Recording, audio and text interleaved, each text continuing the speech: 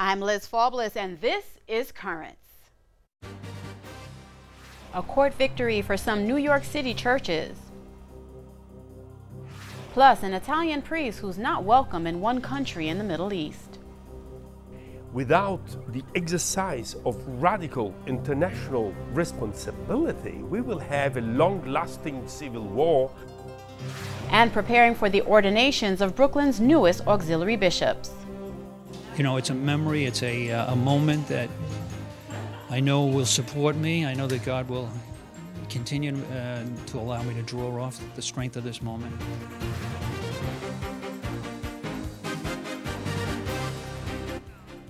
Good evening, and thank you for joining us. A ruling in a controversial lawsuit here in New York brought by a Bronx church. The dispute dates back to 1995 when the Bronx Household of Faith sued the city for breaching the constitutional provision by denying it use of a school while giving other community groups access to campuses for their activities. Well, a judge ruled the city couldn't refuse religious groups access to city public schools for worship services because it violates the clauses of the First Amendment concerning religion. Alliance Defense Fund attorneys won the permanent injunction Friday that allows churches and other faith groups to continue to meet in New York City public school buildings for worship services after hours. I spoke earlier with Jordan Lawrence. He's senior counsel of Alliance Defense Fund to discuss the case and what the outcome will mean for churches around the city and the nation. So, Jordan, at the heart of this issue, so that we can all understand, the city has been denying the Bronx Household of Faith use of a school while giving other community groups access to campuses for their activities, correct? That is correct. Now, this Department of Education, this controversial ban on renting schools for religious services, I have to admit, before I delved into the story myself, I didn't even know that this was a common practice. How prevalent are these weekend worship services at New York City public schools? Well, first, people should know that it's prevalent all over the United States. Mm-hmm. That if you go to any major school district in the country, in Chicago or Los Angeles, for example, it's routine to rent public schools to religious groups for their worship services on the weekends. New York City stands alone as the only major school district in the country that bans these private worship services. Mm-hmm. There's probably somewhere between 80 to 100 that have met in the past. I'm not quite sure what the current number is, but probably about a year ago, there was probably about 80 to 100 religious groups, not only Christian churches, but also Jewish synagogues, Buddhist groups, Hindu groups, and there's about 1,200 school buildings in New York City, and probably about 120,000 use permits that are granted each year. So this is the religious users are a tiny percentage of all the users that meet in New York City public schools. Okay, and you won, your firm won a permanent injunction against the Board of Education of the City of New York. Now, what exactly does that mean, and what convinced the court that they should take this action? This is a court order that basically says that New York City cannot enforce this policy that bans private worship services from the empty buildings on the weekends. It said that it violated the rights under the Free Exercise of Religion Clause of the U.S. Constitution, as well as the Establishment Clause. Here, everybody else gets to meet, but only if you're doing a religious worship service do you get eliminated. So if they're filming episodes of Law and Order, for example, which has happened and is permitted, that gets to go on, but not a worship service by people living in the neighborhood, trying to help their community and be good neighbors. Mm-hmm. I think this is just a wrong-headed policy. Mayor Bloomberg has the authority to get rid of it and has not chosen to do so. So that's why we've been, the churches in New York City have ended up going to court to try to resolve this. Okay, and I also want to give some background to our viewers, and maybe you can help me with this too. This didn't just happen. Back in 1998, my understanding is the High Court declined review of a similar Second Circuit Court of Appeals ruling. Still, despite these and other judicial decisions, since like 2002, Bronx Household of Faith has been holding these services, and I think it's in PS 15 in the Bronx. That's over a decade. Why is this such a big deal now, or has it been a big deal and this is now the culmination? Yeah, only lawyers can make this a case like this drag out for on and off over 17 years, but that is definitely the case.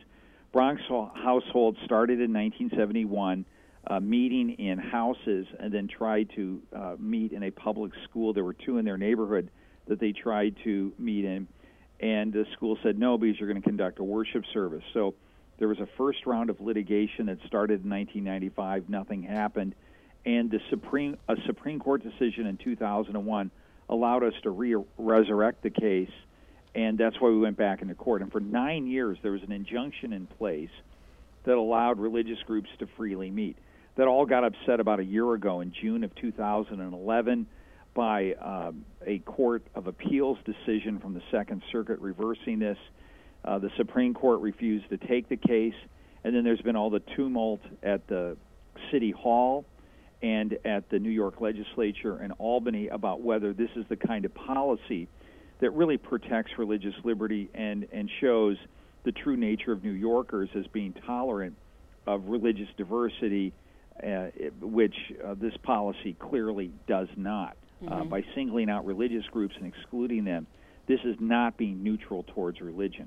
And Jordan, as you know, we just concluded our Fortnight for Freedom, where that was the very issue, religious liberties, and that has been a very hot topic of discussion for the better part of a year now. So, of course, dealing with this issue right now, it just seems very timely. Help me out with this. Some argue that it's public school. Why shouldn't they have the right to, say, teach in your own churches or houses of worship, conduct activities and offer community services in your own houses of worship?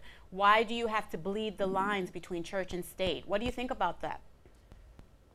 Well, the big difference is that the schools open themselves up by their own policy during non-school hours for community groups. Any community group can meet, or individual, for any purpose pertaining to the welfare of the community. That's the policy language. And what they're saying is that a worship service never pertains to the benefit and welfare of the community. Now, there are thousands of groups that meet in these 1,200 school buildings all over the city.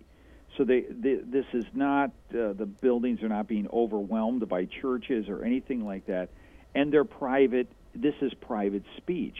There's a big difference between government-sponsored religious speech, which the Constitution does not permit, and the government accommodating private religious speech. That's why, for example, the Pope can have a mass, conduct a mass in Central Park, and there's no violation of the separation of church and state, because this is merely New York City accommodating a private religious ceremony, even if it's well attended by many, many people. If, for example, they're going to allow music concerts and other events in Central Park, but exclude the religious groups simply because they're talking about religion or doing religious things, that's what the Supreme Court has said violates the First Amendment. All right, Jordan, very interesting. Thank you so much for joining us and clarifying this. I really appreciated and enjoyed our talk today. Thank you for being with us. Thank you.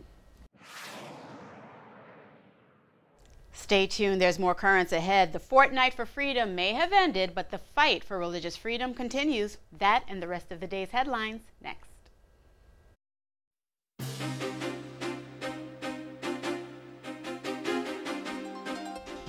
Welcome back to Currents. I'm Liz Faublas. Fighting for freedom on Independence Day. That was the theme yesterday in Washington, D.C., when thousands flocked to the Basilica of the Immaculate Conception for the Mass that concluded the U.S. Bishops' Fortnight for Freedom. These past 2 weeks have been a period of prayer, study, catechesis, and public action organized by the U.S. Bishops' Conference. The U.S. CCB action came in response to a government mandate that requires religious institutions to pay for health care plans for its employees that cover abortion-inducing drugs and sterilization. The 4th of July liturgy concluded a series of vigils and celebrations that began on June 21st. Archbishop Charles Chaput of Philadelphia preached the homily at the closing event, in which he stated that the government can never take away true freedom. He stated that, quote, true freedom knows no attachments other than Jesus Christ. While he said that there is always a place for patriotism, he told the congregation that God, quote, made us for more than the world. Our real world isn't here. Well, an Iranian appeals court has upheld the 6-year prison sentence of a Protestant pastor convicted of administering funds for foreign organizations. Andrew Johnston of Christian Solidarity Worldwide said the pastor's detention in the 14 months prior to trial, his lengthy stay in solitary confinement, and the lack of due process in his case are wholly illegal and unacceptable. He called for the immediate and unconditional release of the pastor and others who are unjustly imprisoned or facing execution following flawed judicial processes. The pastor is set to serve the remainder of his sentence in prison. Meantime, a man in Pakistan said to be mentally unstable was accused of desecrating the Quran and paid dearly for that act. Thousands of people dragged the man, accused of throwing pages of the Quran into the street from a police station in central Pakistan, beat him to death, and then set his body on fire. A police official said that on Wednesday. The killing reportedly took place Tuesday in Bahawalpur, a city in a deeply conservative part of central Pakistan. Under Pakistan's blasphemy laws, under which anyone found guilty of insulting the Prophet Muhammad or the Quran can be sentenced to death. And Kenya's Catholic bishops called upon the government to intensify its security efforts in the country's north. The move comes after the July 1st attacks on 2 churches, including a Catholic cathedral, that left at least 17 people dead and more than 50 people injured. The simultaneous attacks on Our Lady of Consolation Cathedral and the Protestant Africa Inland Church were the most recent in a series of incidents since Kenyan troops were sent to Somalia in October to crush militants in the region. The bishops deemed these unjustifiable acts of violence that are being continuously inflicted on Kenyans, including women and children. These attacks have not only resulted in the loss of innocent lives, they say, but also created a sense of insecurity among Christians and all peace-loving Kenyans. The bishop said they continue to believe the attacks were not part of a religious war, even though they were carried out on Christian faith communities. Well, details of Pope Benedict's upcoming trip to Lebanon have been released. Rome Reports has more. The Pope will visit Lebanon from September 14th to the 16th, and now the Vatican has released what his schedule will look like during those 3 days. He'll depart from Rome the morning of Friday, September the 14th, and head to Beirut. That same day, he'll sign the post-synodal apostolic exhortation for the bishops of the Middle East. That very evening, the Pope will give the post-synodal apostolic exhortation, followed by a speech in the Harissa Basilica. On Saturday the 15th, the Pope will meet with the country's president, and soon after, he'll have a meeting with Muslim leaders at the presidential palace.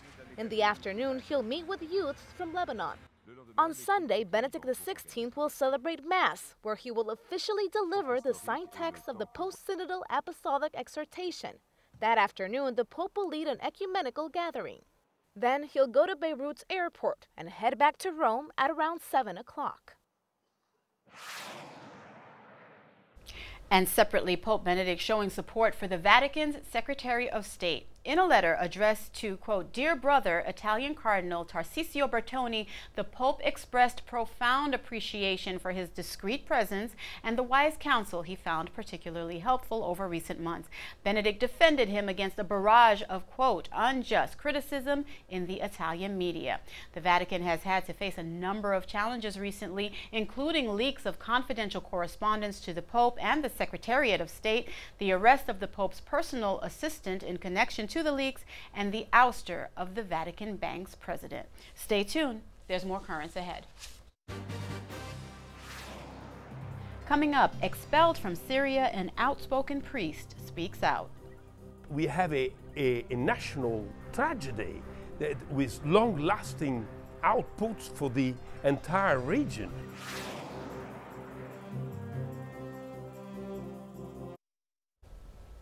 Expelled from his country for speaking his mind. That is what happened to one Jesuit priest in Syria. Father Paolo Dal Oglio has been outspoken about his negative opinion of the government cracking down on anti-government demonstrations that began last year. His criticism has put up on the wrong side of the government, who eventually kicked him out of Syria. CNN's Arwa Damon got the chance to sit down with the exiled priest. On a near daily basis, Christians and Muslims alike hike up more than 350 steps, just like CNN's Hala Gorani did back in 2005 for Inside the Middle East, to reach the Mar Musa Monastery, a center for interfaith dialogue lovingly restored by Father Paolo Dall'Oglio 30 years ago. And we are now a little community of monks and nuns. What we underline very much is our service of Islamic Christian harmony, building, and dialogue. Father Paolo embodies that, an Italian Jesuit priest who speaks impeccable Arabic, studied Islam, and fasts during Ramadan. We met him in Beirut, now an exile, expelled from the country he calls his own. I said only my body came out of Syria. Father Paolo's problems with the government began even before the uprising, but an open letter that he wrote to Kofi Annan last month was the final straw.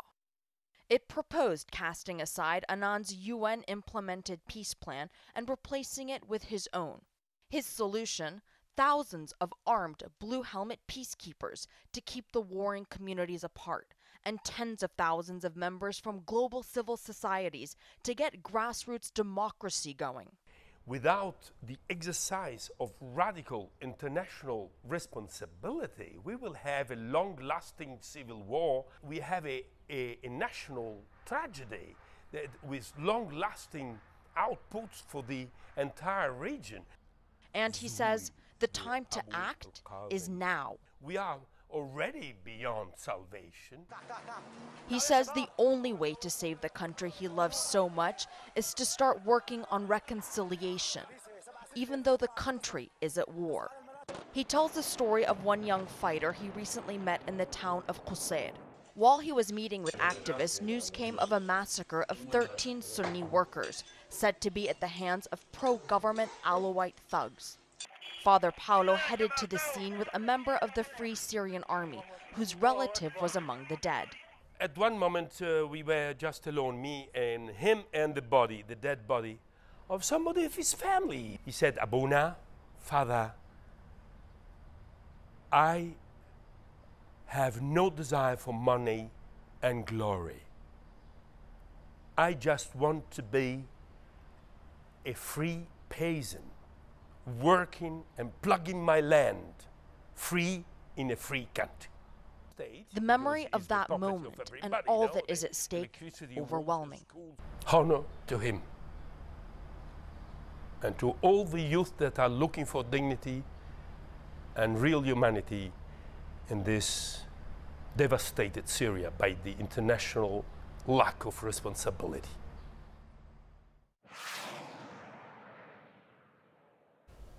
And stay tuned, there's more currents ahead. When we return, Ordination Day for Brooklyn's newest auxiliary bishops is right around the corner. It's something completely different, something completely unexpected, so I still haven't processed it yet.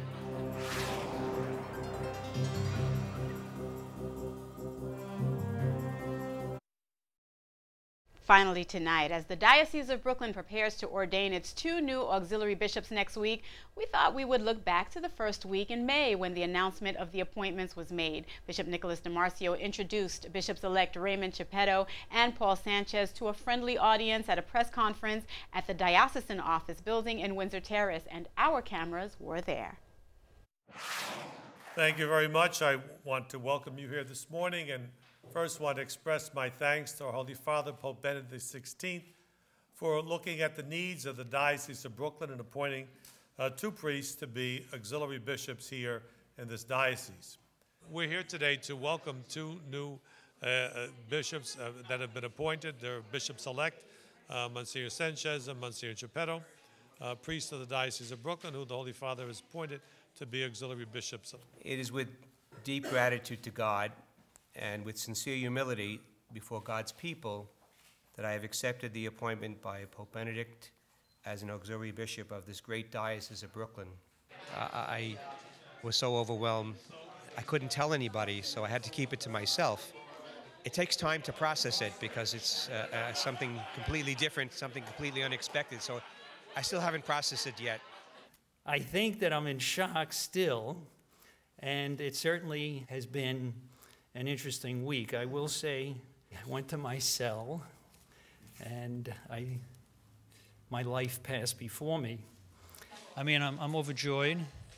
It's been a spiritual blessing.